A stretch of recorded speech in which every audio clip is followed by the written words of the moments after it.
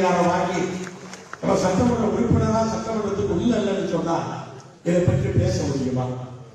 விளக்கமாக வெளியில பேசலாம் மேடைகளில், ஆனால் சட்டமன்றத்தில் பேசுகின்ற பேச்சு என்பது அங்கே பதிவு செய்யப்படும். அதிகாரிகள் செயல்படுத்தியாக வேண்டும். இப்ப முதலமைச்சர் உத்தரவிட்டிருக்கிறார்.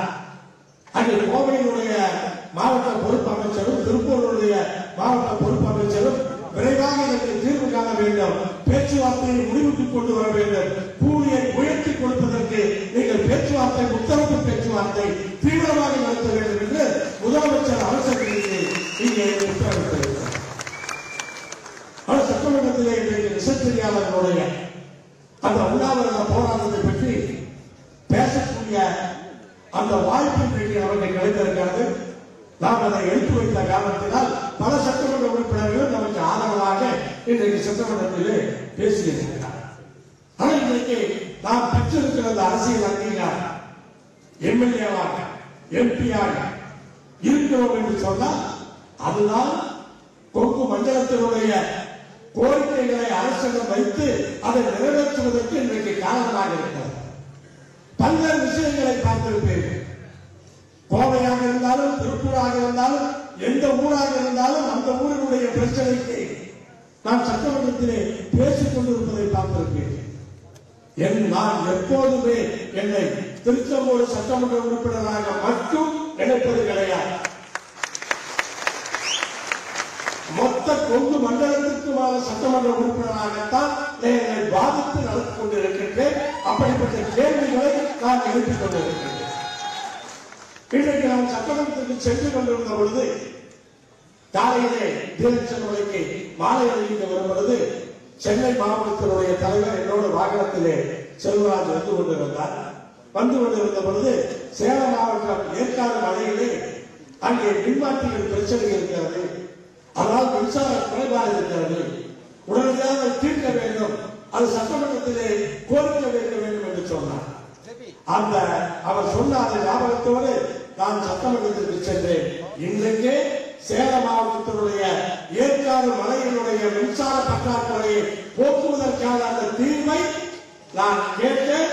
மின்சாரத்துறை அமைச்சர் உடனே செய்து கொடுக்கப்படும் என்று அங்கே அறிவித்திருக்கிறார். அதிகாரிகள் நேரம் பணிகளை ஆரம்பித்திருப்பார்கள். நம்ம உள்ள இல்லைன்னு சொன்னார். இது யாருக்கு சொல்லி யாருக்கு போய் பேசுறது? அது நம்முடைய மக்கள் புரிந்து கொள்ள வேண்டும். நான் எம்எல்ஏ நான் நினைக்கிறதே கிடையாது. கொங்கு நாடு மக்கள் தேசிய கட்சி தான் எம்எல்ஏ. நீங்க எல்லாரும் சேர்ந்தாதான் எம்எல்ஏ. நான் எம்எல்ஏ கிடையாது. அதே மாதிரி எம்பி சின்ராஜ் எம்பியா இருந்தார், மாது எம்பியா இருக்காங்க. தனிப்பட்ட மனிதன் நம்முடைய கட்சியிலே அந்த எம்பியோ எம்எல்ஏவோ கிடையாது. நம்முடைய கட்சி தான் எம்எல்ஏ எம்பி. அந்த உணர்வோடு தான் நம்முடைய கட்சியிலே தேர்ந்தெடுக்கப்படுகின்ற மக்கள் பிரதிநிதிகள் பணியாற்ற வேண்டும். எம்எல்ஏவாக எம்பியாக அவர் உள்ளாட்சி பிரதிநிதிகளாக தேர்ந்தெடுக்கப்படும் பொழுது நம்மை முன்னிறுத்துவதை விட ஒவ்வொரு மக்கள் தேசிய கட்சியை முன்னிறுத்த வேண்டும் என்ற அந்த நிலைப்பாட்டை கொண்டவர்கள் நம்முடைய அதை எப்போதுமே நம்முடைய உணர்விலே நாம் வைத்துக் கொள்ள வேண்டும். அப்படித்தான் இன்றைக்கு செயல்பட்டுக் கொண்டிருக்கின்றோம். அதனால்தான் இன்றைக்கு இவ்வளவு காரியங்களை இங்கே செய்ய முடிகிறது.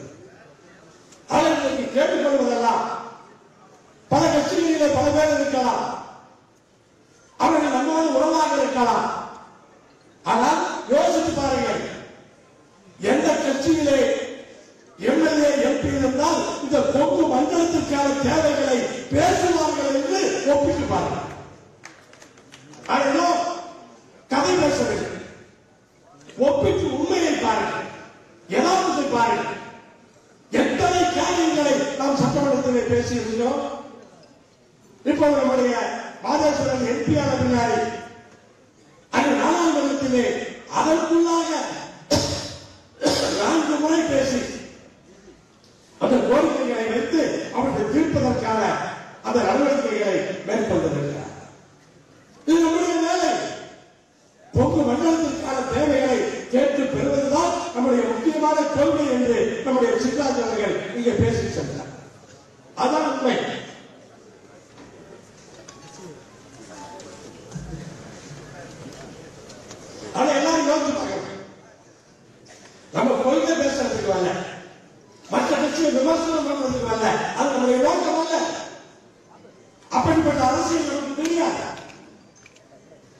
என்றைக்காவது சட்டமன்றத்திலே மற்ற கட்சிகளை விமர்சனம் செய்து மற்ற தலைவர்களை விமர்சனம் செய்து நாம் பேசியிருக்கிறோமா?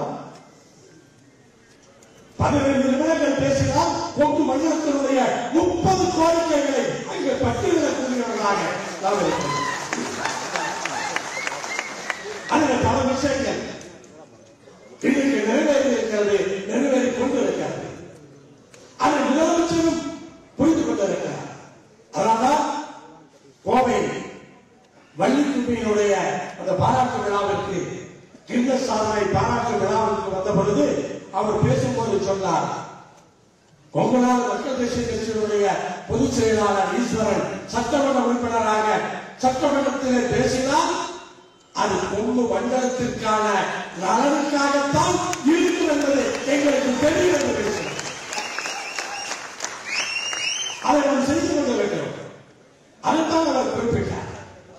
இப்படி பல்வேறு விஷயங்களை நாம் இன்றைக்கு பேசிக்கொண்டே செல்லலாம். தொகுதி மறுசீரமைப்பு, தொகுதி மறுசீரமைப்பு என்பது தமிழ்நாட்டுக்கான உரிமைகளை கணிப்பது. 39 எழுப்பி வச்சுட்டு பாராளுமன்றத்தில் ஒன்றும் செய்ய முடியல. போன முறை ஜெயிச்சிருந்தா தெரியும், இப்ப ஜெயிச்ச மாறுவது தெரியும். ஒண்ணு பண்ண முடியல. 39 வச்சுட்டேன். தொகுதி மறுசீரமைப்பு இல்ல, இன்னும் 8 எம்பியை குறைச்சாங்கன்னு சொன்னா நம்ம போராட்டம் ஒழிக்குமா? இதை ஆதரிக்கிற சில கட்சிகள் இருக்கிறார்கள். அவர்கள் தேசிய கட்சியாக இருக்கலாம். ஆனால் நீங்கள் தமிழ்நாட்டிலே தான் அரசியல் செய்ய வேண்டும் என்ற நினைப்பு உங்களுக்கு வேண்டும். தமிழ்நாட்டினுடைய தொகுதிகளை குறைப்பதற்கு நீங்கள் ஆதரிப்பீர்களா? அப்ப தமிழ்நாட்டு மக்கள் வேடிக்கை பார்ப்பார்களா? தமிழ்நாட்டினுடைய நாடாளுமன்ற உறுப்பினர்களை குறைத்து தமிழ்நாட்டினுடைய உரிமைகளை அந்த நாடாளுமன்றத்திலே பேச முடியாது என்று சொன்னால் உங்களை தேர்தலிலே மக்கள் என்ன யோசிப்பார்கள் என்று உங்களுக்கு தெரியாதா? அதை புரிந்து கொள்ள வேண்டும். ஆனால் அறிந்து கொண்டு தொகுதி மறுசீரமைப்பு என்பது இன்றைய மக்கள் தொகை கணக்கெடுத்து அதை செய்ய போகிறார்கள் என்பதுதான் சட்டம். ஆனால் இன்றைய கணக்கை மக்கள் தொகை கணக்கெடுத்து தொகுதிகளை இந்தியா முழுவதும் இருக்கிற மாநிலங்களுக்கு பகிர்ந்தளித்தால் எந்த மாநிலங்கள் எல்லாம் ஒன்றிய அரசு கொண்டு வந்த குடும்ப கட்டுப்பாடு திட்டத்தை தீவிரமாக செயல்படுத்தினார்களோ அவர்களெல்லாம் பாதிக்கப்பட்டவர்கள். நம்ம ஜனத்தொகை ஏறி இருக்கு. ஆனா நம்மளை விட பல மாநிலங்களுடைய ஜனத்தொகை பல மடங்கு ஏறி. அப்ப அதுபடி பார்த்தா அப்ப அரசுடைய அந்த குடும்ப கட்டுப்பாடு திட்டத்தை தீவிரமாக செய்தவர்கள் கொஞ்சம் வயசானவங்களுக்கு தெரியும். குடும்ப கட்டுப்பாடு பண்றதுக்கு ஆளை திறந்து பிடிச்சிட்டு போற காலமெல்லாம் இருக்கு. கிராமங்கள்ல அந்த வண்டியை பார்த்தாவே ஓடுகிற காலமெல்லாம் இருக்கு. அப்படி தமிழ்நாட்டில் செய்தார்கள் அதிகாரிகள். அப்படி சிறப்பாக செய்த தமிழ்நாடு பாதிக்கப்படும். அதே போலத்தான் இன்றைக்கு பல அரசியல் கட்சிகளும் ஜாதிவாரி கணக்கெடுப்பு வேண்டும் என்று கேட்கிறார்கள். ஜாதிவாரி கணக்கெடுப்பு என்பது நம்முடைய ஜாதி எவ்வளவு இருக்கிறது என்பதை தெரிந்து கொள்வதற்கு மட்டுமல்ல, அந்த ஜாதிவாரி கணக்கெடுப்பின் அடிப்படையிலே இடஒதுக்கீட்டு விகிதாச்சாரத்தை மாற்றி அமைப்பதற்காக முயற்சிகள் வருகின்றன. அப்ப என்னுடைய கேள்வி என்னவென்று சொன்னால், எப்படி தொகுதி மறுசீரமைப்பிலே இன்றைக்கு மக்கள் தொகையை கணக்கெடுத்தால் குடும்ப கட்டுப்பாட்டை தீவிரமாக செயல்படுத்திய மாநிலங்கள் பாதிக்கப்படுமோ, அதே போல எந்தெந்த சாதியெல்லாம் குடும்ப கட்டுப்பாட்டை தீவிரமாக செயல்படுத்தி அவர்கள் மக்கள் தொகையை குறைத்தார்களோ அந்த சாதியெல்லாம் இடஒதுக்கீட்டிலே பாதிக்கப்படாதா? ஒரே தளத்திலே வைத்து பார்க்க வேண்டாமா? அப்ப இதையெல்லாம் கருத்திலே கொள்ள வேண்டும். இப்படி இந்த பாதிப்பு வருகிறது என்று சொன்னால் அரசினுடைய திட்டங்களை தீவிரமாக செயல்படுத்தியதற்கான தண்டனையா என்று கேள்வி வராதா? அதையெல்லாம் கருத்தில் கொண்டுதான் கவனமாக இந்த பிரச்சனையை கையாள வேண்டும் என்று நாம் இன்றைக்கு தீர்மானமாக இன்றைக்கு நிறைவேற்றியிருக்கிறோம். அதையெல்லாம் கருத்திலே கொள்ள வேண்டும் என்று ஒரு தீர்மானம் உண்மை. யாரும் அதை பற்றி பேசுவது கிடையாது. இந்த கருத்தை சட்டமன்றத்திலேயே நான் எடுத்து வைத்திருக்கிறேன். ஆனால் யாரும் பதில் சொல்வதில்லை. சட்டமன்றத்திலேயே யாராவது எனக்கு பதில் சொல்லுங்கள் என்று சட்டமன்றத்திலேயே இதை கேட்டிருக்கிறேன். நான் பதில் சொல்லுகிறேன். நம்முடைய பொதுக்குழுவிலே தீர்மானமாக போட வேண்டிய அந்த அவசியம் இன்றைக்கு ஏற்பட்டிருக்கிறது. அதாவது தேசிய கட்சிகளை பொறுத்தவரை மாநில உரிமைகளை அவர்கள் பாதுகாக்க வேண்டும். நீங்கள் தேசிய கட்சி தான், நாட்டை ஆளப்போவர்கள் தான். ஆனால் தமிழ்நாட்டினுடைய உரிமைகளுக்கு துணையாக இருக்க வேண்டும். அதே போல தேசிய கட்சியிலே தலைவர்கள் மாற்றப்படுவது என்பது சர்வ சாதாரணமான விஷயம். எந்த ஒரு தேசிய கட்சியும் அவர்களுடைய மாநில தலைவர்கள் மக்களால் தனிப்பட்ட முறையிலே அங்கீகரிக்கப்பட்டால் அதை பொறுத்துக் கொள்வார்கள். கடந்த காலம் நல்லா இருக்கு. இப்ப காங்கிரஸ் கட்சியிலே காங்கிரஸ் தேசிய கட்சியிலே தமிழ்நாட்டிலே மரியாதைக்குரிய ஜி கே மூப்பனார் அவர்கள் இருந்தார். தனிப்பட்ட முறையிலே அவர் அடையாளப்படுத்தப்பட்டவர். அப்ப அவர் காங்கிரஸ் கட்சியிலே வளர்ந்த பொழுது கருத்து வேறுபாடு வந்த போது கட்சியிலிருந்து வெளியே வந்து தனி கட்சியாக 1996 திமுகவோடு சேர்ந்து தமிழ்நாட்டிலே வெற்றி பெற்ற ஆட்சி அமைத்தார். அதே போல ஆந்திராவிலே காங்கிரசுடைய மறைந்த மரியாதைக்குரிய ராஜசேகர் ரெட்டி அவரும் இந்த ஆந்திர மாநிலத்திலே காங்கிரஸ் கட்சியிலே இருந்தாலும் கூட தனிப்பட்ட முறையிலே வளர்ந்தார். அவர் தனிப்பட்ட அடையாளங்களோடு அவர் செயல்பட்ட போது கருத்து வேறுபாடுகளால் காங்கிரசிலிருந்து பிரிந்த பொழுது அவர் தனிக்கட்சி ஆரம்பித்து அவருடைய மகன் ஆட்சியில் இருந்தார். இது மட்டுமல்ல, மகாராஷ்டிராவில் இருக்கிற மரியாதைக்குரிய சரத்பவார் அவர் காங்கிரஸ் இருந்தவர் தான் இன்றைக்கு தனிக்கட்சி நடந்து கொண்டிருக்கிறார். மேற்கு வங்கத்தில் இருக்கிற மம்தா பானர்ஜி அவர்களும் காங்கிரஸ் இருந்தவர் தான். தனித்துவமாக அங்கு அடையாளப்படுத்தப்பட்டு தனிக்கட்சி ஆரம்பித்து இன்றைக்கு மேற்கு வங்கத்திலே ஆட்சி நடத்திக் கொண்டிருக்கிறார். அதையெல்லாம் இன்றைக்கு தேசிய கட்சியான பாரதிய ஜனதா கட்சி பார்த்துக் கொண்டிருக்கிறது. அவர்கள் இன்றைக்கு மத்திய பிரதேசத்திலே 3 முறை முதலமைச்சராக இருந்து தனிப்பட்ட முறையிலே அடையாளப்படுத்தப்பட்ட மரியாதைக்குரிய சவுகான் அவர்களை இன்றைக்கு அங்கிருந்து மாற்றிவிட்டார். காரணம், அவர் தனிப்பட்ட முறையிலே வளர்ந்தால், கருத்து வேறுபாடு வந்தால் தனிக்கட்சி ஆரம்பித்து விடுவார். அதே போல ராஜஸ்தானிலே மேடம் சிந்தியா அவர்களும் பரம்பரையாக அந்த மாநிலத்திலே வலிமையானார். பிஜேபியிலே ஆரம்பத்தில் இருந்து இருக்கிறார். பரம்பரை முதலமைச்சராக ராஜஸ்தானில் இருந்திருக்கிறார். ஆனால் அவரை இப்போது முதலமைச்சராக்காமல் வேறு ஒருவரை முதலமைச்சராக்கி அவரை ஓரம் கட்டியிருக்கிறார். ஏன்னா அவர்களுக்கு தெரியும், வளரவிட்டால் இவர்கள் கட்சிக்கு எதிராக மாநில தாய்மார்கள் என்று அவர்கள் நினைக்கிறார்கள். அல்ல, தமிழ்நாட்டிலும் அப்படி நினைப்பார்கள் என்பதிலே எந்த விதமான மாற்று கருத்தும் இருப்பதற்கு வாய்ப்பு கிடையாது. அது கூட காரணமாக இருக்கிறார். தேசிய கட்சி ஒரு சில சிறிய கட்சிகள் நான் கேள்விப்பட்டேன். ஒரு சில சிறிய கட்சிகளுக்கு கூட்டணியிலே 2 எம்எல்ஏ கொடுத்தால் வேண்டாம் என்று சொல்லக்கூடிய கட்சிகளை பார்க்கிறேன். காரணம் என்னவென்று சொன்னால், இன்னொரு ஆள் எம்எல்ஏ கொடுத்தால் அவர் கட்சியை உடைச்சிருவார். அப்படி யோசிக்கிற கட்சி தலைவர்கள் தமிழ்நாட்டில் இருக்கிறார்கள். நான் ஏன் சொல்லுங்கள் என்று சொன்னால் ஒப்பிட்டுள்ளார். 2019 முதலாக நாடாளுமன்ற உறுப்பினராக நானானே நம்முடைய சித்தாந்த அவர்களை எல்லா மாவட்ட செயலாளர்களும் நான் தான் நிற்க வேண்டும் என்று எவ்வளவோ அழுத்தம்.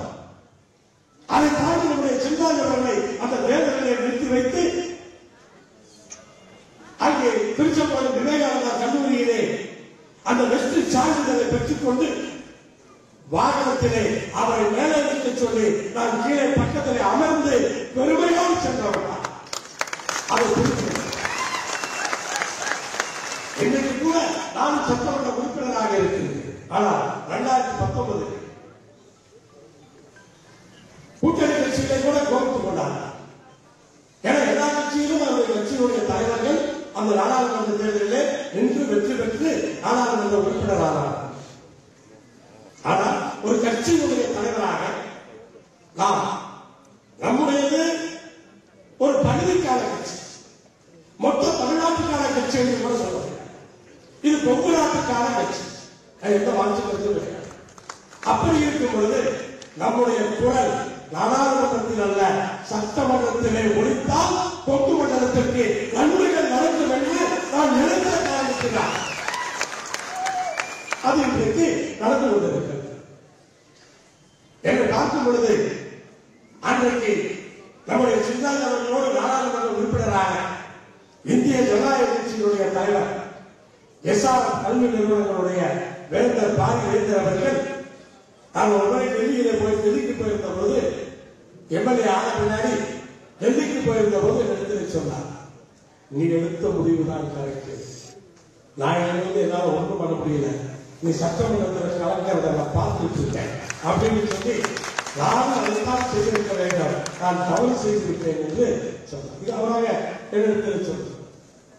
இப்படி யோசித்து யோசித்து பல முடிவுகளை எடுத்திருக்கோம். அப்ப நம்முடைய கட்சிக்காரர்கள் என்ன தோன்றி இருக்கும், இவர் இருக்க மாட்டேங்கிறாரு, இவர் இருக்க மாட்டேங்கிறாரு, 5 தேர்தல் இன்னும் தோத்திருக்காரு, இப்ப ஜெயிக்கக்கூடிய வாய்ப்பு இருக்கு, ஏன் இருக்க மாட்டேங்கிறாரு அப்படிங்கிற கேள்விக்கு அப்ப நான் பதில் சொல்ல முடியுமா? ஆனா பிற்காலத்திலே நான் அதற்கான பதிலை சொல்லியிருக்கிறேன்.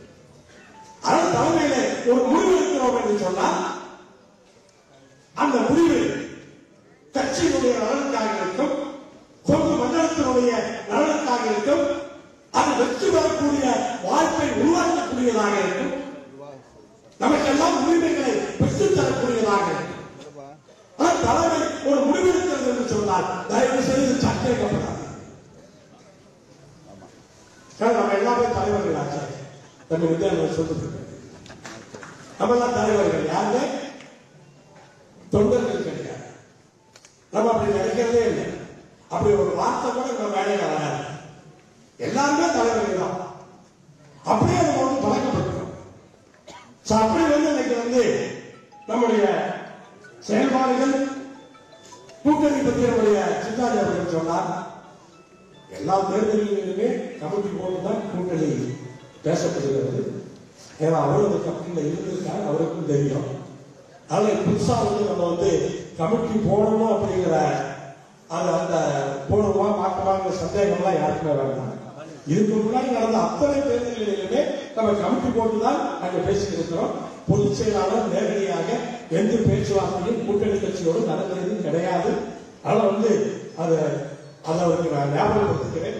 அப்படி ஒரு விஷயத்தை நம்ம பண்றது இல்லையா? அதன்படி ஜனநாயக முறைப்படி நம்முடைய இயக்கம் இன்றைக்கு நடந்து கொண்டிருக்கிறது என்பதை உறுதிப்படுத்துவதற்காகத்தான் நான் அதை இங்கே குறிப்பிடுகிறேன். இப்படி கொங்கு மண்டலத்திலே பல்வேறு விஷயங்கள் நடந்து கொண்டிருக்கும் பொழுது இந்த கோவை பகுதியை சார்ந்தவர்களுக்கு ஒரு நல்ல செய்தியை சொல்ல ஆரம்பிக்கிறேன். வெகு விரைவிலே அங்கு கோவையில் இருக்கிற மிகப்பெரிய பிரச்சனையான எல்என்டி பைபாஸ் சாலை விரிவாக்கம் செய்யப்பட இருக்கின்றது. இது கோவை பகுதி மட்டுமல்ல, அந்த சாலையை பயன்படுத்தாதவர்களே இருக்க முடியாது. அப்படி அனைவருக்குமே இது மகிழ்ச்சி தரக்கூடிய செய்தியாக நான் இருக்கிறேன். அதனால இங்கே எல்லோரும் பல்வேறு கருத்துக்களை இங்கு எடுத்து வைத்திருக்கிறார்கள். பல தீர்மானங்களை நாம் இங்கே போட்டிருக்கிறோம். எல்லா மாவட்ட செயலாளர்களையும் பேச வேண்டும் என்ற ஆசைதான், பேச வைக்க வேண்டும் என்ற ஆசைதான். ஆனால் இந்த பொதுக்குழு சென்னையில் நடக்கின்ற காரணத்தினால் நானும் மறுபடியும் சட்டமன்றத்தில் செல்ல வேண்டிய அவசியம் இருக்கின்ற காரணத்தினால் இங்கே ஒரு சிலரை மட்டும் பேச வைத்து அவர்களுடைய கருத்துக்களை மற்றவர்கள் மூலமாக அவர்களுக்கு சொல்ல செய்து இந்த பொதுக்குழுவிலே எல்லோருக்கும் வாய்ப்பு கொடுக்க முடியாத ஒரு நிலை இங்கே ஏற்பட்டிருக்கிறது என்பதை நான் மீண்டும் பதிவு செய்து கொள்ள ஆசைப்படுகின்றேன். அதனால அது இல்லாம எல்லாரும் ஊருக்கு போகணும். 100க்கு 100% எல்லாருமே கொங்கு மண்டலத்திலிருந்து வந்தவர்கள். அப்படி எல்லாரும் நம்ம உடனடியா சாப்பிட்டு விட்டு வண்டி ஏற்படாதான் நம்ம போக முடியும். ஆனா உங்களுடைய வசதிக்காக உங்களுடைய மதிய உணவு என்பது எந்தெந்த வாகனத்திலே பயணிக்கிறீர்களோ அந்த வாகனத்திலே வைக்கப்பட்டிருக்கிறதா? வைக்கப்பட்டிருக்கா? வச்சாச்சா? வச்சிருக்கா? நீங்க யாரும் எங்கேயும் அலைய வேண்டிய அவசியம் கிடையாது. நீங்கள் பயணிக்கின்ற உங்களுடைய வாகனத்திலே எத்தனை பேர் வந்தீர்களோ அத்தனை பேருக்கான மதிய உணவு என்பது அந்த வாகனத்தில் இருக்கு. அது நீங்க யாரும் போய் அடிச்சு பிடிச்சி எதையும் வாங்க வேண்டிய அவசியம் கிடையாது. இன்றைக்கு நாம் இன்றைக்கு வள்ளிக்குடி மட்டுமல்ல, ஜல்லிக்கட்டு கூட பல மாவட்டங்களில் நடத்துவதற்கான அந்த முயற்சிகளை நாம் இன்றைக்கு எடுத்துக்கொண்டு இருக்கிறோம். அப்படி ஜல்லிக்கட்டு அந்த வகையிலே சங்ககிரியிலே சங்ககிரி ஜல்லிக்கட்டு காளைகள் நல சங்கம் என்று ஒரு சங்கத்தை சங்ககிரியிலே தம்பி ராஜ்குமார் தலைமையிலே அதை பதிவு செய்திருக்கிறார். அந்த பதிவு தான் இது. அப்படி ஜல்லிக்கட்டு என்பது நாம் எல்லாம் விரும்பக்கூடியதுதான்.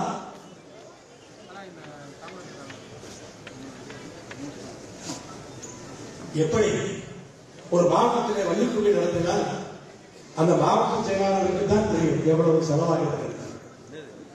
பார்த்தால் மகிழ்ச்சியாகத்தான் இருக்கு. அவர் ஒவ்வொரு மாவட்ட செயலாளரும் லட்சக்கணக்கில் செலவு செய்துதான் அந்த வள்ளிக்குடியை அரங்கேற்றம் செய்கிறார். அதே போல ஜல்லிக்கட்டும் அப்படித்தான். யார் பொறுப்படுத்தி செய்தாலும் அது நிறைய நிதி தேவைக்கான அந்த தேவை இருக்கிறது என்பதை நாம் புரிந்து கொள்ள வேண்டும். அது எல்லோரும் உறுதுணையாக ஒத்துழைப்பாக இருக்க வேண்டும் என்பதுதான். இன்றைக்கு பல்வேறு அரசியல் அங்கீகாரத்தினால் நடந்திருக்கிற பல விஷயங்களை நம்முடைய மாநில பொறுப்பாளர்கள் எல்லாம் இங்கே பேசினார்கள். பல்வேறு விஷயங்கள் இன்னைக்கு மதுபாட்டில திருப்பி வாங்குற திட்டம் 2 மாசத்துல முழுசா மாநிலம் பூரா அமல்படுத்த போறாங்க. அதே போல விவசாயிகள் பண்ணைசாரா கடல்ல ரொம்ப தவிச்சிட்டு இருந்தாங்க. அது ஒரு 1300 கோடிக்கான அந்த சலுகையை நாம் இன்றைக்கு பெற்றுத் தந்திருக்கிறோம். திருப்பூரினுடைய தினக்கழிவை மேம்படுத்துவதற்கு அதற்கான கோரிக்கைகளை வைத்து அதற்கான பதிலை அமைச்சர் அவர்கள் இன்றைக்கு எடுத்துச் சொல்லி அதை தீர்வு காண்பதற்கான அந்த முயற்சிகளை செய்திருக்கிறோம். அதே போல நீர்ப்பாசன ஒன்றொன்றாக கொங்கு மண்டலத்திலே எத்தனை நீர்ப்பாசன திட்டங்கள் இருக்கிறதோ நடைபெறாமல் இருக்கிறதோ அத்தனை நீர்ப்பாசன திட்டங்களையும் நான் நீர்வளத்துறை வாரியத்திலே முழுமையாக 18 நிமிடம் பேசுகிறேன். எந்த திட்டத்தையும் வாய்ப்பூர் திருப்பூர்லிருந்து ஈரோடு நாமக்கல்ல இருந்து தருமபுரி கிருஷ்ணகிரி சேலம் வரைக்கும் எதையுமே விட எல்லா திட்டங்களை பற்றியும் முழு விவரமாக நான் அங்கே பேசியிருக்கிறேன். மறுபடியும் சட்டமன்றத்திலே அடுத்த வாரம் பேசும் பொழுது அங்கே தொழிலை பற்றி தொழிற்சாலைகள் எந்த தொழிலாக இருந்தாலும் சரி, அது ஜவுளி தொழிலாக இருந்தாலும் சரி, லாரி தொழிலாக இருந்தாலும் சரி, ரிக்காக இருந்தாலும் சரி, இப்படி இந்த பட்டியலுக்கே போகலாம். என்ஜினியரிங் தொழிலாக இருந்தாலும் சரி, பம்பு சார்ந்த தொழிலாக இருந்தாலும் சரி, அது எல்லா தொழிலுமே எந்த தொழிலாக இருந்தாலும் நாம் இன்றைக்கு அவற்றையெல்லாம் பாதுகாக்க வேண்டிய கட்டாயம் இருக்கிறது. அதை பற்றியும் ஒரு 10-15 நிமிடம் சட்டமன்றத்திலே பேசுவதற்கு நேரம் கேட்டிருக்கிறேன். ஒவ்வொரு தொழிலுடைய பிரச்சனையும் நான் சட்டமன்றத்திலே பேசப் போகின்றேன். அவர்களெல்லாம் கொண்டு வருவதற்கான அந்த தீர்வை செய்வதற்கான அந்த முயற்சிகளை செய்கின்றேன். நீங்கள் எல்லாம் உங்கள் ஒவ்வொரு மாவட்டத்திலும் தொழிலில் என்ன பிரச்சனை இருக்கிறது என்பதை உங்கள் மாவட்ட செயலாளர்களிடத்தில் சொல்லி ஆட்சி மன்ற குழுவிலே நீங்கள் பதிவிட வேண்டும். குறிப்பிடுவதன் மூலமாக என்னுடைய கவனத்திற்கு அது வந்துவிடும். நான் பேசும்பொழுது அந்த தொழிலினுடைய பிரச்சனைகளையும் பற்றி சட்டமன்றத்திலே பேசுவதற்கு வாய்ப்பாக அது அமையும். இங்கே தீர்மானம் 18 வயதுடைய பெண்களுடைய திருமண வயதை 21 வயதாக மாற்ற வேண்டும் என்று நாம் இன்றைக்கு கேட்டிருக்கின்றோம். அதை அரசாங்கங்கள் புரிந்து கொள்ள வேண்டும். 18 வயது ஒரு பெண்ணுக்கு என்று சொன்னால் அப்ப +2 படிச்சிருக்கு. +2 படிச்சிருக்கப்ப ஒரு பெண்ணுக்கு திருமணம் செய்ய முடியுமா? அந்த காலத்திலே படிக்காத காலத்திலே அந்த 18 வயதை வைத்திருப்பார். படிக்காத காலத்தில் சட்டம் என்பது 18 என்று இருக்கிற காரணத்தினால் பல்வேறு இடர்பாடுகளை சிக்கல்களை நாம் சந்தித்துக் கொண்டிருக்கிறோம். நேர்மையாக விருப்பத்தோடு செய்தவர்களுக்கு எந்த பிரச்சனையும் இல்லை. ஆனால் விருப்பம் இல்லாமல் ஒரு திருமணம் நடக்கிறது என்று சொன்னால் இந்த 18 வயது என்பது பெரிய சட்ட சிக்கலாக இன்றைக்கு இருக்கிறது. அதனால்தான் இந்த 18 வயது என்பதை ஆண்களை போல ஆண்களுக்கு பெண்கள் சமம் தான் சொல்றோம். எங்க ஆண்களுக்கு பெண்கள் சமம் இல்லை. இன்னைக்கு வேலைக்கு போறதுல இருந்து எல்லா இடத்துலையும் ஆண்களும் அப்படிதான். வீட்டு வேலை செய்யறது பாதி வேலையை ஆண்கள் செய்யாது. பெண்கள் தான் வேலைக்கு போறாங்க. இன்னைக்கு வாகனங்கள் இருக்கிறாங்க அப்படின்னு அல்ல. வீட்டில் இருக்கிற வேலைகளை பல நாடுகளை போல ஆண்களும் இன்றைக்கு செய்ய ஆரம்பித்திருக்கிறார். இன்னும் ஒரு பெரிய பிரச்சனை வருது. இந்த வெளிநாடுகளுக்கு போறதுக்கு கொஞ்சம் யோசிக்கிறாங்க. போறதுக்கு யோசிக்கிறது மட்டுமல்ல, அமெரிக்காவுக்கு இப்ப பொண்ணு கொடுக்கிறதுக்கு யாரு கொண்டு வருவாங்க தெரியும். ஒரு அமெரிக்கா மாப்பிள்ளைனா பொண்ணு கொடுக்கிறதுக்கு தயாரா வந்தவங்க இப்ப அமெரிக்க மாப்பிள்ளை கொஞ்சம் அப்படியே பிரேக் போடுறாங்க. ஏன்னா அங்க இருக்கிற பிரச்சனை, அங்க போய் நிரந்தரமா எதையும் வாங்க முடியாது. அப்ப அந்த பிரச்சனைகளை புரிந்து கொண்டு இப்ப கொஞ்சம் தயங்குகிறார்.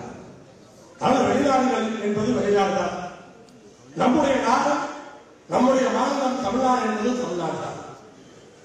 ஆனால் தமிழ்நாடு என்று சொல்லப்படுது. இந்த வாரத்திலே மாநில சுயாட்சி என்று ஒரு தீர்மானத்தை சட்டமன்றத்திலே போட்டிருக்கிறது. இந்த மொழிக் கொள்கையில கூட ஒரு சிலருக்கு சந்தேகம்.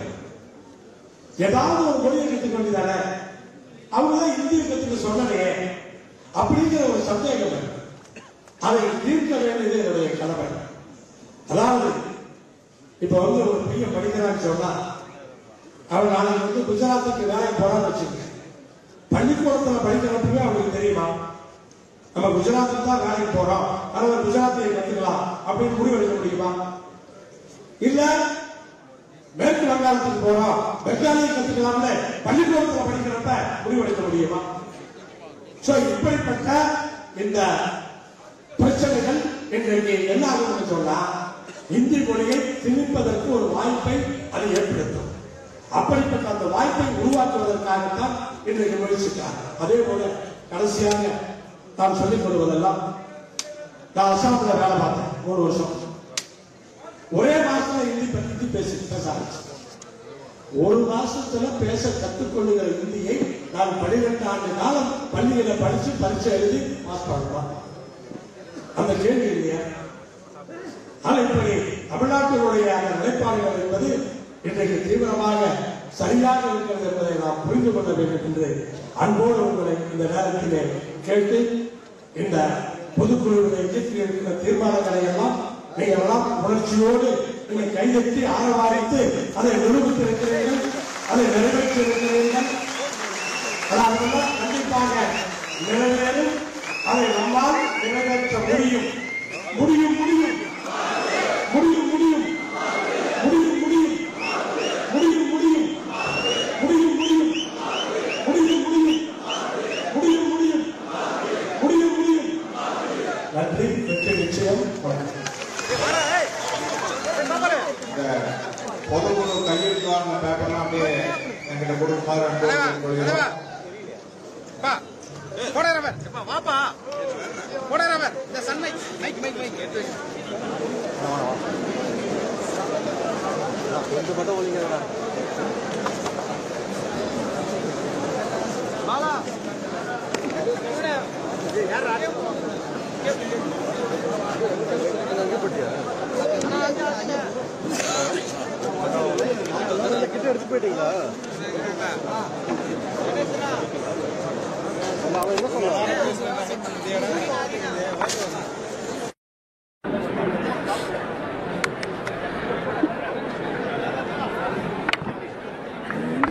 சாப்பாடு முழுசா வச்சுருக்காங்க. இதுக்கு மேலே நான் எடுக்க முடியாதுப்பா. ப்ரெஸ்காரும் ஒரு மாதிரி பார்க்குறாங்க. எல்லாம் வேற வேலைக்கு போன இருந்து எடுத்துகிட்டே இருக்கேன். சொல்லுங்க.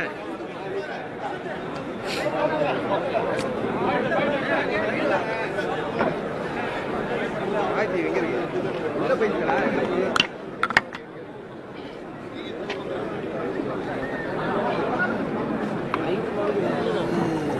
வேற போனியா? என்ன பண்ணி ஓகேவா?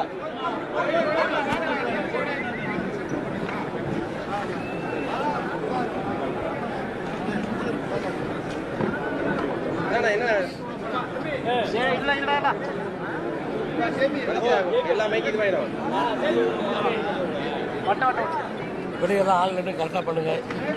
இல்லை முழுசாக நோட் பண்ணியாச்சு. இல்லை பெட்டி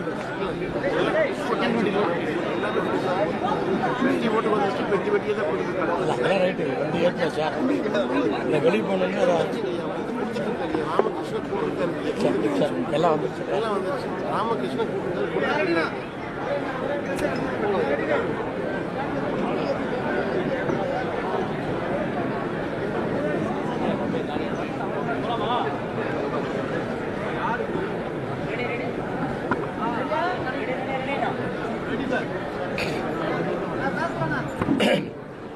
கொங்கு நாடு மக்கள் தேசிய கட்சியின் சார்பாக ஊடக நண்பர்கள் அனைவருக்கும் வணக்கத்தை தெரிவித்துக் கொள்கிறோம். இன்றைய தினம் கொங்கு மண்டலத்தினுடைய அடையாளமான சுதந்திர போராட்ட வீரன் தீரன் சின்னமலையினுடைய 269வது பிறந்த நாள்.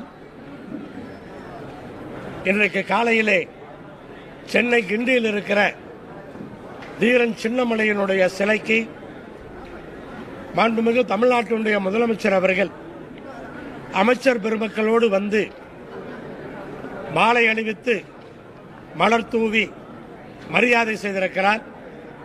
ஒவ்வொரு ஆண்டும் தவறாமல் செய்யக்கூடிய முதலமைச்சர் இந்த ஆண்டும் அதை செய்திருக்கிறார். அந்த வகையிலே கொங்கு நாட்டின் சார்பாக இன்றைக்கு தமிழ்நாட்டினுடைய முதலமைச்சருக்கும் அமைச்சர்களுக்கும் மரியாதை செய்து கொண்டிருக்கிற எதிர்க்கட்சி தலைவர் உள்பட அனைத்து கட்சிகளுடைய தலைவர்களுக்கும் இந்த நேரத்திலே எங்களுடைய நெஞ்சார்ந்த நன்றியை தெரிவித்துக் கொள்கிறோம். கொங்கு நாடு மக்கள் தேசிய கட்சியினுடைய பொதுக்குழு இன்றைக்கு சென்னையிலே நடத்தப்பட்டிருக்கிறது.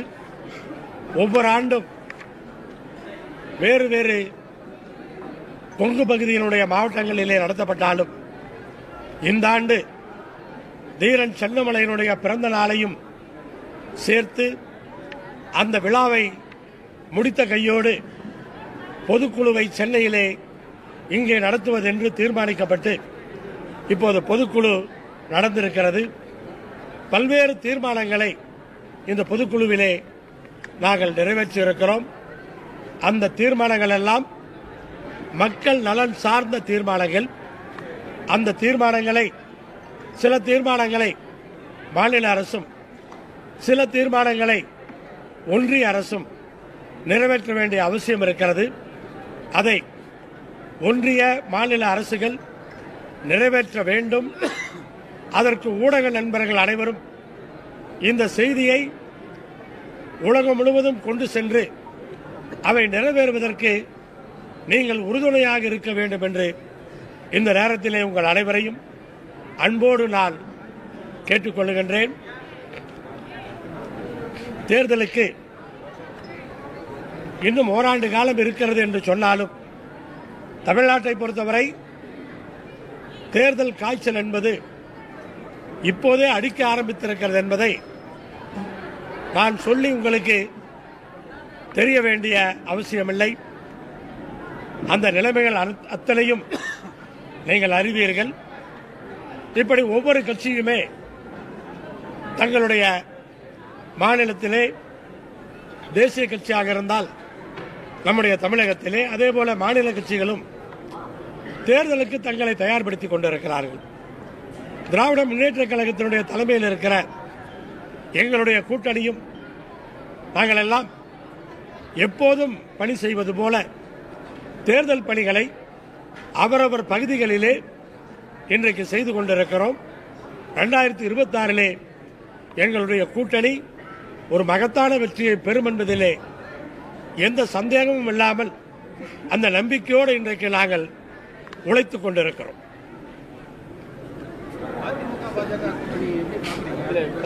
கடந்த காலங்களில் வந்து ஒவ்வொருத்தரும் கடந்த காலங்களில் அதிமுக பாஜக வந்து கொங்கு மண்டலத்தில் வந்து அதிக எண்ணிக்கையில் வின் பண்ணிருக்குது.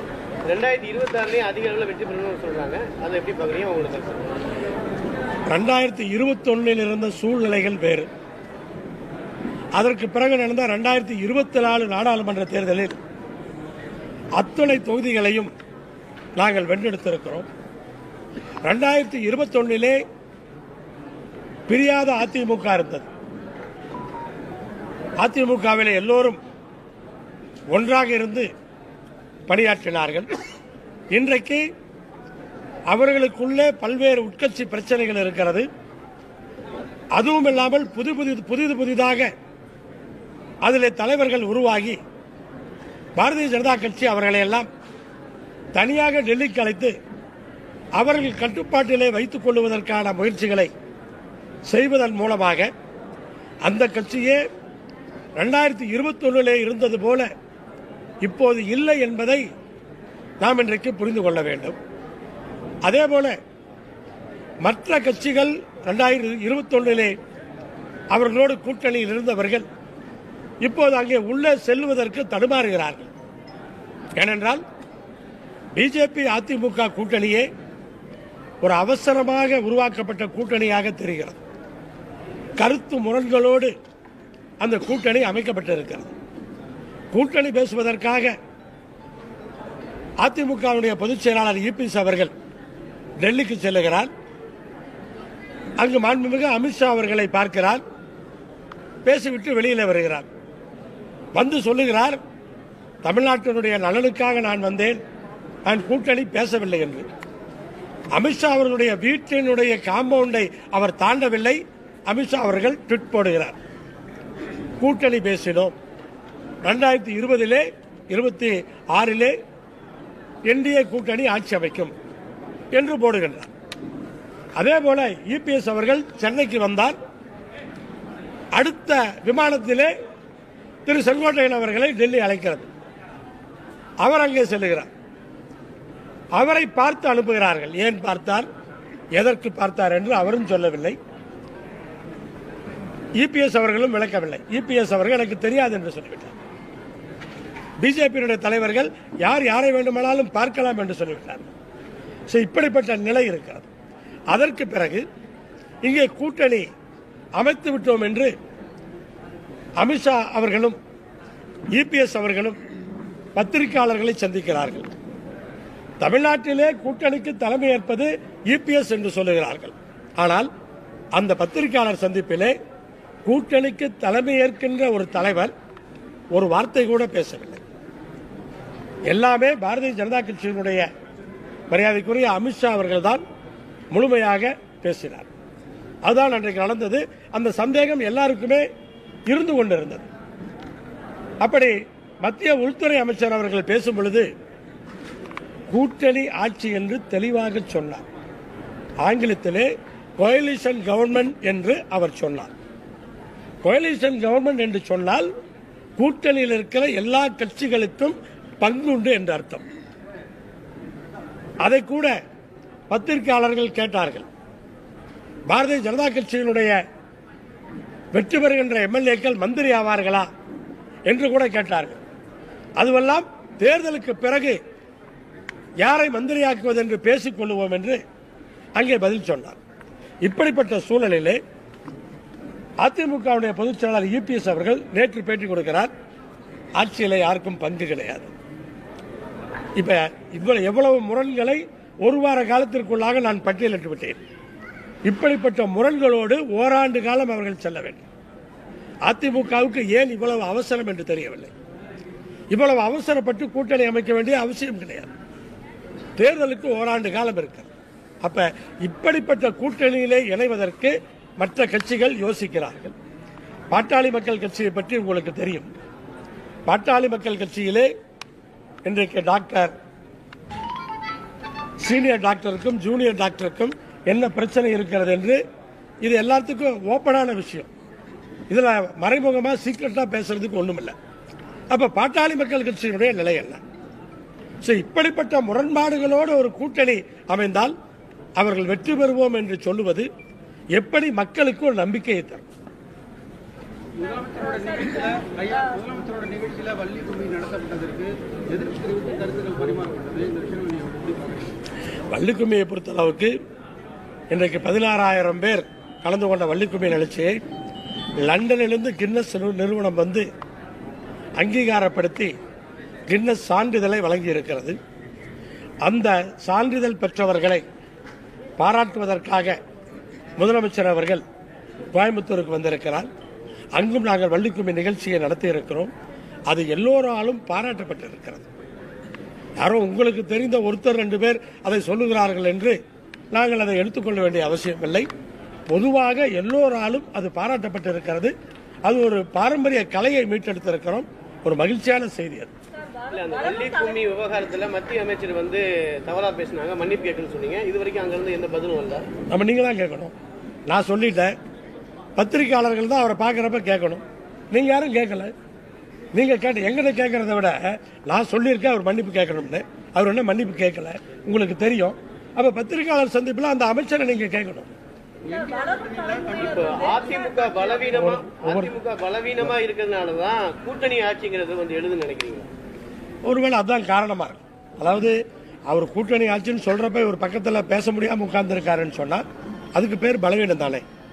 இப்ப வந்து திடீர்னு நேத்து வந்து அதை சொல்றாரு அப்படின்னு சொன்னா அங்க பேசக்கூடிய அந்த ஒரு தைரியம் அவருக்கு இல்லையோ அப்படின்னா அதுக்கு பேர் பலவீனம் தானே. வளரும் தலைமுறையில வந்து சாதி மதம் கடந்து பெரிய விஷயங்கள் வந்து பிராட் மைண்டா திங்க் பண்ண வேண்டிய சூழ்நிலை இருக்கு.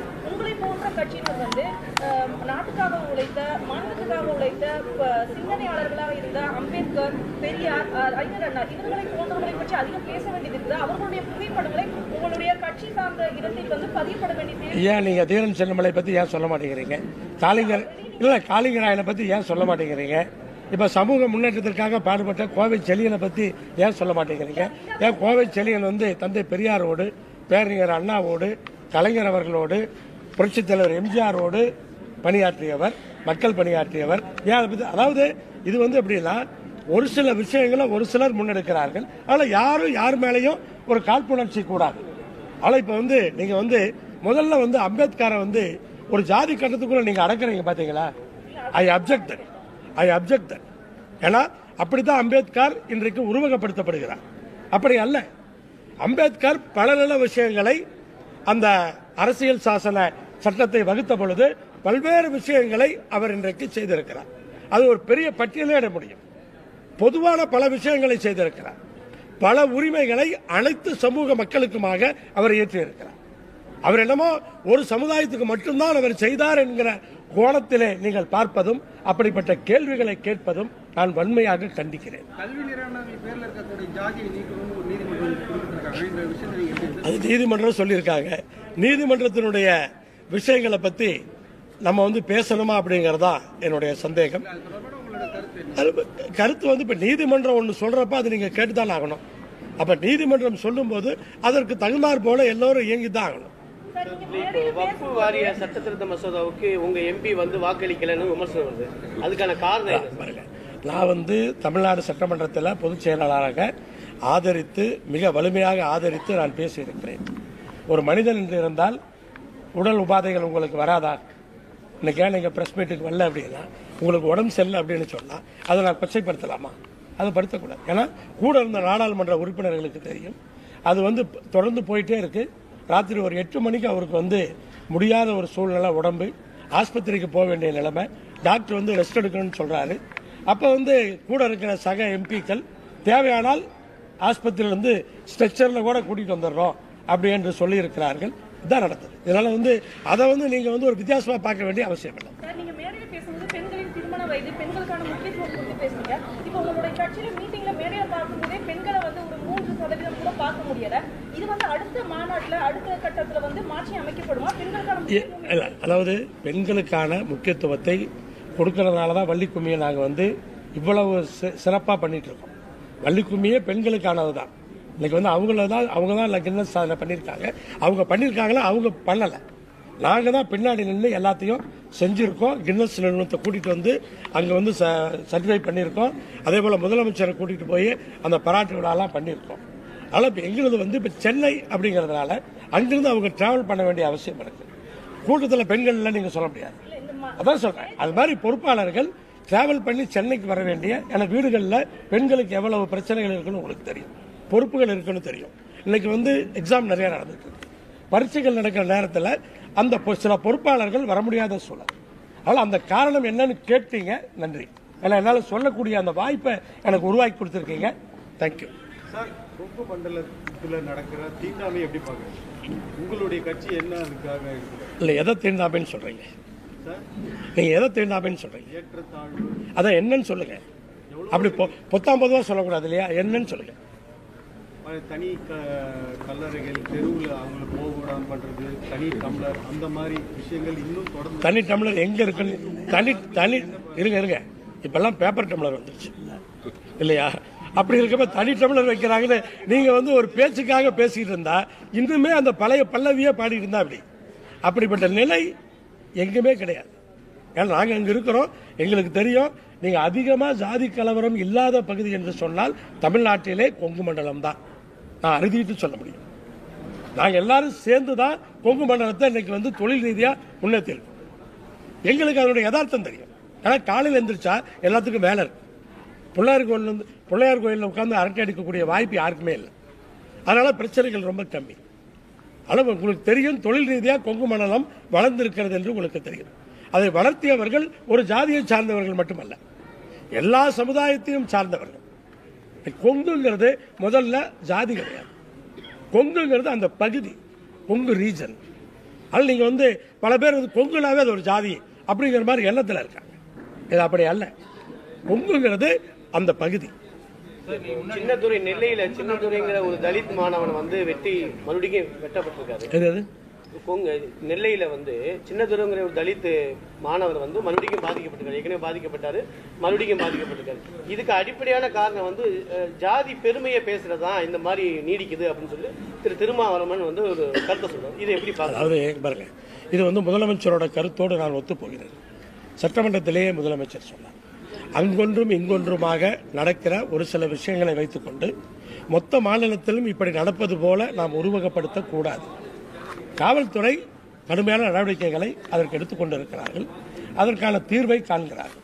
அதனால் இது ஏதோ ஒரு இடத்துல நடக்குது அப்படிங்கிறதுக்காக இதை மொத்தமாக உங்களுக்கு 7.5 கோடி பேர்த்தையும் முதலமைச்சர் பார்த்துட்டு இருக்க முடியாது, காவல்துறை பார்த்துட்டு இருக்க முடியாது. நடந்ததுன்னா உடனே நடவடிக்கை எடுத்தாங்களா? அதனால் இன்னைக்கு ஒரு 100 இடத்துல அப்படி நடந்துருச்சு அப்படிங்கிற மாதிரி இருந்தால் அது பேனிக். அப்படி ஒரு சூழ்நிலை தமிழ்நாட்டிலே இன்றைக்கு இல்லை. வட மாநிலங்களில் இருக்கலாம். சமூக நீதியை நிலைநாட்டிய மாநிலம் தமிழ்நாடு. இங்கு அதெல்லாம் நடக்கிறதுக்கு வாய்ப்பு கிடையாது.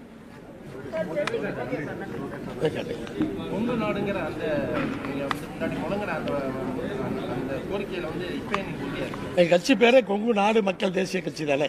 அதுல வார்த்தைக்கு வார்த்தை நாங்க பேசுறவங்க எல்லாம் முழங்கிட்டே தான் இருக்கோம். அதான் கொங்கு நாடு அப்படிங்கிறது இது கோயம்புத்தூர், திருப்பூர் மட்டும் இல்லை இல்லையா? கோயம்புத்தூர், நீலகிரி, திருப்பூர், ஈரோடு, கரூர், நாமக்கல், சேலம், தருமபுரி, கிருஷ்ணகிரி, கள்ளக்குறிச்சியினுடைய ஒரு பகுதி, விழுப்புரத்தினுடைய ஒரு பகுதி, திண்டுக்கல்லுடைய ஒரு பகுதி, திருச்சியினுடைய ஒரு பகுதி, இதெல்லாம் சேர்ந்து தான் கொங்கு மண்டலம். ஆனால் கொங்கு நாடு அப்படிங்கிறது இதெல்லாம் சேர்ந்தது தான். அதனால் அப்படித்தான் நம்ம இன்னைக்கு அந்த பகுதிக்கான கொங்கு நாட்டிற்கான தேவைகளை தான் நம்ம இன்னைக்கு பேசிட்டு இருக்கோம். அதனால் கொங்கு நாட்டினுடைய அந்த வளர்ச்சி, அந்த நலனை நாம் எப்போதும் விடுவது கிடையாது. கோவை, சேலம், ஈரோடு மாவட்டங்களை பிரிக்கணும்னு சொன்னீங்க, அது இது வரைக்கும் தமிழக அரசு எந்த சரி சாய்க்கல. அதான் காரணம் என்னன்னு சொன்னா, கோவை 11 சட்டமன்ற தொகுதி இருக்கு, 10 சட்டமன்ற தொகுதி இருக்கு. சேலம் 11 சட்டமன்ற தொகுதி இருக்கு. ஈரோடு 8 சட்டமன்ற தொகுதி இருக்கு. இப்போ நீங்கள் அரியலூர் பெரம்பலூர்லாம் எடுத்தீங்கன்னு வச்சுக்கோங்க, எத்தனை சட்டமன்ற தொகுதி இருக்கு. அதனால தான் நாங்கள் அங்கே பொள்ளாச்சியை தலைமையிடமாக கொண்டு ஒரு மாவட்டம், கோபிச்செட்டிப்பாளையத்தை தலைமையிடமாக கொண்டு ஒரு மாவட்டம், ஆத்தூரை தலைமையிடமாக கொண்டு ஒரு மாவட்டம், திருச்செங்கோட்டை தலைமையிடமாக கொண்டு ஒரு மாவட்டம், 4 மாவட்டம் நாங்கள். இப்போ திருச்செங்கோட்டை தலைமையிடமானு சொன்னால் நாமக்கல்லையும் 6 தொகுதி இருக்கு. அப்போ நாமக்கல், சேலம் அங்கே 2 தொகுதி, இங்கே 2 தொகுதி எடுத்தால் திருச்செங்கோடு மாவட்டம் பிரிக்கும். ஸோ இப்படி ஏன்னா சிறிய மாவட்டங்கள் இன்றைய தேவை. எப்படி சிறிய மாநிலங்கள் இந்தியாவுடைய வளர்ச்சிக்கு தேவையோ அதே போல சிறிய மாவட்டங்கள் தமிழ்நாட்டினுடைய வளர்ச்சிக்கு தேவை. அதைத்தான் நாங்கள் கேட்டுகிட்டே இருக்கிறோம், கோரிக்கைகள் வச்சுட்டே தான் இருப்போம். ஏதோ ஒரு காலத்தில் அது நிறைவேறும். ஜல்லிக்கட்டு தொடர்பா மேடையில பேசுனீங்க. நம்ம என்னதான் முன்னெச்சரிக்கையா பாதுகாப்பு மேற்கொண்டாலும் ஜல்லிக்கட்டுக்கு படுகாயங்கள், அது போல மாடு முட்டி அந்த வீரர்கள் பலியாகிறது எவ்வளவு விஷயங்கள் பார்த்து நிறுத்து. பார்வையாளர் கூட சமீபத்தில் 3 வாரத்துக்கு முன்னாடி ஒரு புதுக்கோட்டையில் அது இறந்த செய்தியை நம்ம பார்த்தோம். இப்படி தொடர்ச்சியா இருக்கிற விஷயத்தை நம்ம என்கரேஜ் பண்ண வேண்டிய தேவைகள் இருக்கு. இப்ப எல்லா கோயிலையும் திருவிழா நடக்குது. எல்லா கோயிலும் பல கோயில்களில் பூ மிதிக்கிறாங்க, குண்டத்தில் பூ மிதிக்கிறாங்க. அதில் கூட 1-2 ஆக்சிடென்ட் ஆயிருக்கு. இப்போ சாலைகளில் எவ்வளவு விபத்துகள் தினசரி நடக்குது. அதுக்காக நம்ம சாலையில் போகாமல் இருந்துட முடியுமா? ஸோ இப்படியெல்லாம் பார்க்குறப்ப ஜல்லிக்கட்டு அப்படிங்கிறது ஒரு வீர விளையாட்டு, நம்முடைய பாரம்பரியம். அதை விரும்பித்தான் இளைஞர்கள் போகிறாங்க. யாரும் ஃபோர்ஸ் பண்ணி நீ இதை ஜல்லிக்கட்டில் போய் இதை பண்ணாதான் உன்னை கல்யாணம் பண்ணிக்கா பொண்ணு அப்படின்னு நம்ம சொல்கிறோமா? அன்னைக்கு இதை பண்ணாதான் இதை செய்ய முடியும்னு சொல்கிறோமா? அது கிடையாது. வீரர்கள் விரும்பி காளையை அடக்குகிறார்கள். இதெல்லாம் ஒரு வீர விளையாட்டு. அதெல்லாம் நம்ம 1 திரண்டு மெரினா கடற்கரையே நிரப்பி ஒன்றிய அரசிடமிருந்து சாதித்த சாதனைகள். அதையெல்லாம் நம்ம ஒரு சாதனையா பார்த்து அது பண்ணுமே ஒழிய அதில் குறைய கண்டுபிடிக்கக்கூடாது. அதிமுக தாவேகாவோட கோரிக்கை நிறைவேறனாலதான் அவசரமா பிஜேபியோட அலைன்ஸ் வச்சாங்க அப்படின்னு சொல்லி திரு ஆடிட்டர் குருமூர்த்தி சொல்லியிருக்காரு. அதை எப்படி பாக்குறீங்க சார்? அது அவருக்கு தெரிஞ்சிருக்கும். கேட்டாங்க, துணை முதலமைச்சர் கேட்டாரு, அதனால அவங்க நிறைவேறல. அதனால இங்க அவசரமா பிஜேபி அலைன்ஸ் வச்சிருக்கோம். அது அவருக்கு தெரிஞ்சிருக்குமா இருக்கும், எங்களுக்கெல்லாம் தெரியல. நீங்களாம் ஊடகத்தில் போடுறதான் நாங்க படிக்கிறோம். நீங்களாம் அப்படித்தானே போட்டீங்க. அவரும் அதே படிச்சுட்டு சொன்னாருன்னு எங்களுக்கு தெரியாது. அதனால நடந்திருக்கலாம், நடக்காமையும் இருக்கலாம். அதை பத்தி சொல்றதுக்கு நமக்கு தெரிஞ்சாதானே சொல்லணும். தனிப்பட்ட வளர்ச்சி ஒரு தனிநபர் கிடைச்சது அப்படின்னா அந்த மாநிலத்தில் தேசிய கட்சி வளரக்கூடாது அப்படின்னு சொல்லுங்க. அது தேசிய கட்சிகளுடைய நிலைப்பாடு. தேசிய கட்சிகளோட நிலைப்பாடு நான் உதாரணங்களோடு பேசினேன், உதாரணம் இல்லாமல் பேசல. காங்கிரஸ் கட்சியும் அப்படித்தான் செய்தார்கள், பிஜேபியும் அப்படித்தான் செய்கிறார்கள் என்று உதாரணங்களோடு நான் பேசியிருக்கிறேன். தமிழ்நாட்டிலும் நடந்த மாற்றம் அதன் அடிப்படையிலே இருக்கலாம். புரிச்சலாமா? மேலும் இதுபோன்ற செய்திகளுக்கு KMDK லைவ் சேனலை லைக் பண்ணுங்க, ஷேர் பண்ணுங்க, சப்ஸ்கிரைப் பண்ணுங்க.